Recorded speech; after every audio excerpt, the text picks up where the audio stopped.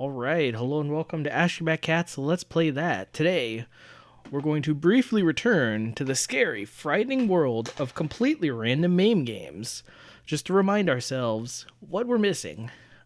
Just for context, I've been playing a lot of the Sega Astro City minigames, and we've hit kind of a lull, and so, I don't know, my idea was, hey, we'll just play a random MAME game, just see if that's all it takes. And also, too, maybe if we play a MAME game frightening enough, then all of a sudden we'll be longing back for those Sega games. And so today it's Vortex came up, not Vortex Plus, just regular Vortex. So let's give it a go. Initially, the game looks like asteroids. And unlike asteroids, you can't accelerate? Question mark? That can't be right.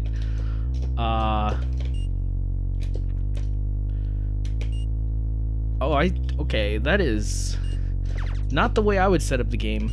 So basically, there's a fire button, which makes sense, that's fair. But if you hold down the fire button, then your ship can accelerate, which, I mean, it's nice that your ship can move. That is the basic requirement I have for any spaceship. However, that means you can't really move and shoot, and frankly, you don't really move with much grace. In fact, you barely move at all. Holy cow, is it the Enterprise?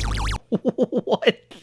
Also, and this is the best part, stop me if you've heard this before, but you only get one life, so you better live it up. Oh, okay, that explains that. You have to hold down the button to enter your name. I would expect nothing less. All right. I mean, on one hand, yes, this game, I can't put it any more delicately than, like, it's doing it wrong. I mean, that being said, to be fair to the game... Oh, whoa. Do you get multiple lives, or did the game just have, like, so much pity for me? It's like I got totally cheaped by that alien, so it's like, well, that was a pretty cheap death. I guess you get another life. But, alright. We got one life, better live it to its max.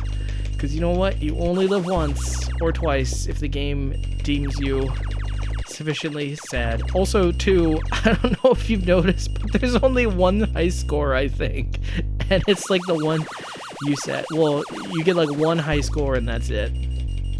That's not necessarily untenable, but it's just, I mean, wow. On one hand, yes, this game is doing everything wrong. On the other hand, this game ostensibly dates back into a time. Oh, and we're back in business, I guess. It's so weird because the movement's on a delay, so you have to, like, plan ahead if you want to, like, last-minute escape. If that sounds contradictory to you, yes, because it is. Oh man, but again, this game, I don't know what it dates back to. Maybe you can check in the description. I always fill out for all of these for some reason. But, I mean, it must date back to a time before all of these arcade game conventions were, like, set in stone, because, like, that is just weird. Plus, it gives you 2 lives and not 3. And it's like, what kind of arcade game gives you 2 lives but not 3? I mean, I could see giving you 1 life. That would be kind of funny. Not today, card. But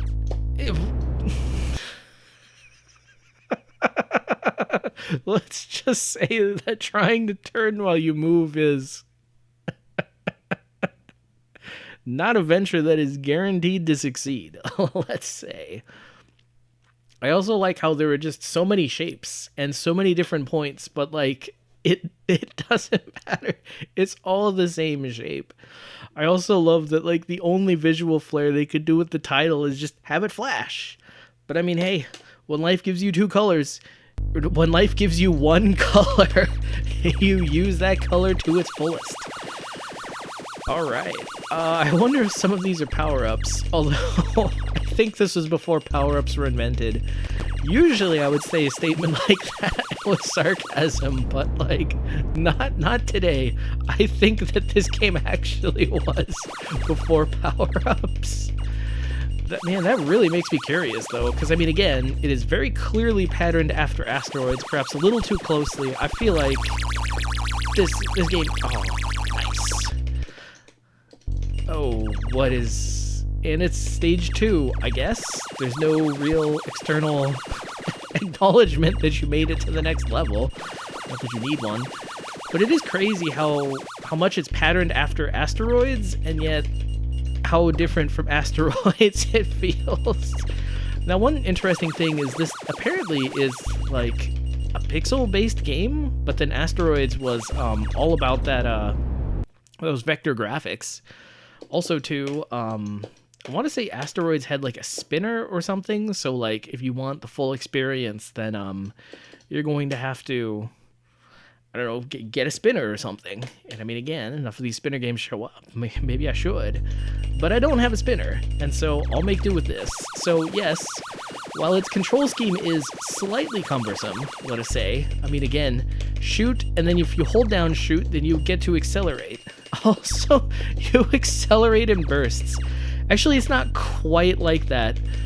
It's not quite in bursts. So when you accelerate, when you turn, then you kind of pause for a second. I guess not when you're like really booking it, but it's interesting.